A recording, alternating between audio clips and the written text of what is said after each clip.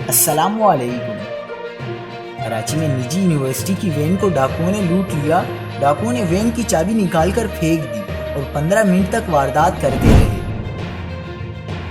تازہ ترین ویڈیوز کے لیے چینل کو سبسکرائب کر کے بیل آئیکن اور آل نوٹیفیکیشن پر کلک کریں۔ آپ کو بتاتے چلیں کہ کراچی کے علاقے گلستان جوہر میں نجی یونیورسٹی کی وین کو ڈاکوؤں نے لوٹ لیا۔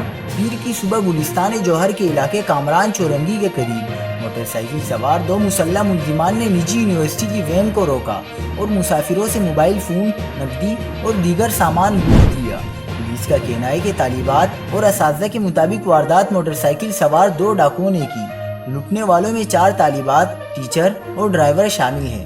ملزمان نے واردات کے بعد گاڑی کی چابی دور پھینکی اور فرار ہو گئے۔ S S P Gulshan Iqbal ظفر صدیق کے مطابق پولیس متاثرہ افراد سے رابطہ کرنے کی کوشش کر رہی ہے۔ مزید خبروں کے لیے دیکھتے رہیے حق پاکستان نیوز۔